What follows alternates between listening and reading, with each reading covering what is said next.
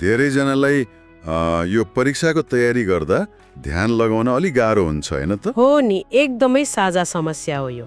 आज हामीसँग ठिक यही विषयमा मतलब अध्ययनमा एकाग्रता कसरी बढाउने भन्ने बारेमा केही व्यावहारिक उपायहरू छन्। ए, राम्रो भयो। आउनुहोस् यसबाट सबैभन्दा महत्त्वपूर्ण अलिकति उपयोगी जानकारी के रहेछन् खोतलौँ न त। हुन्छ।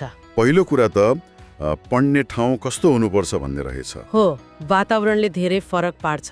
शान्त, अलि व्यवस्थित ठाउँ जस्तै लाइब्रेरी होला वा घरकै कुनै शान्त कुना त्यो छान्नु पर्यो।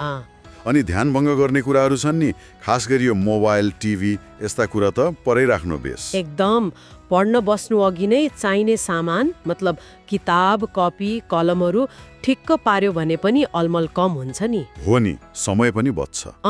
अनि उपयुक्त वातावरण बनिसकेपछि अर्को महत्त्वपूर्ण कुरा लक्ष्य निर्धारण हो। ए, लक्ष्य? कस्तो लक्ष्य? खै, स्रोतले के भन्छ भने एकैचोटि ठूलो भारी बोक्नुभन्दा सानो मतलब पूरा गर्न सकिने खालको लक्ष्य बनाउनु राम्रो रे।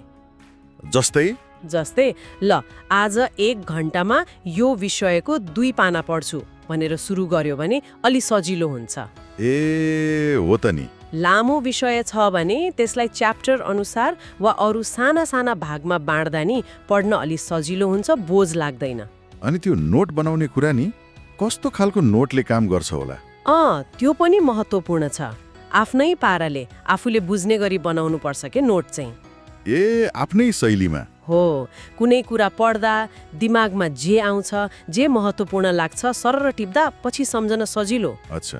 अनि एउटा लक्ष्य पूरा भएपछि छोटो ब्रेक लिनु पनि उत्तिकै जरुरी छ। दिमागलाई आराम चाहिन्छ नि। हो त। यहाँ एउटा रोचक विधिको पनि कुरा आएको छ, पोमोडोरो टेक्निक। त्यो के हो खासमा? ए, पोमोडोरो यो चाहिँ समय व्यवस्थापनको तरिका हो।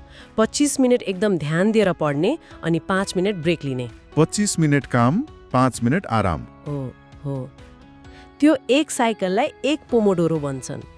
यस्तो 4 पटक गरेपछि मतलब 4 पोमोडोरो पछि 15-20 मिनट जतिको अलि लामो ब्रेक लिने। यसले लगातार पढ्दा दिमाग थाक्दैन, एकाग्रता पनि टुट्दैन के। यो त निकै काम लाग्ने जस्तो सुनियो। स्रोतमा अर्को डुडल मेथड भन्ने पनि रहेछ नि, चित्र कोर्दा पनि ध्यान बढ्छ र? खै, कतिपयलाई त्यो पनि सहयोगी हुन सक्छ रे। मतलब यसो केही नचाहिने कुरा कोर्दा वा डुडल गर्दा नि दिमागको त्यो ध्यान भट्काउने अंश अलि व्यस्त रहन्छ। ए, त्यसो पो? हो, अनि मुख्य काममा पढाइमा ध्यान लगाउन सजिलो हुन सक्छ। अर्को एकदमै प्रभावकारी तरिका चाहिँ हातले लेखेर पढ्ने हो। लेखेर? लेख्दाखेरि हाम्रो ध्यान बढी जान्छ नि त, अनि त्यसरी पढेको कुरा अलि लाम्रो समयसम्म याद रहने सम्भावना पनि हुन्छ। पढेको कुरालाई आफ्नै शब्दमा छोटकरीमा लेख्नु त झन राम्रो। ठीक हो। पढाइ बाहेक अरू कुराले पनि त असर गर्छ होला नि एकाग्रतामा, हैन? अवश्य। शारीरिक र मानसिक स्वास्थ्यको भूमिका पनि हुन्छ। जस्तो हरेक दिन 5-10 मिनट ध्यान गर्दा, खास गरी श्वास प्रश्वासमा ध्यान दिँदा मन शान्त हुन्छ, स्थिरता बढ्छ। मेडिटेसन हैन? हो। अनि अर्को महत्त्वपूर्ण कुरा हो नियमित तालिका, रुटिन। ए, रुटिन?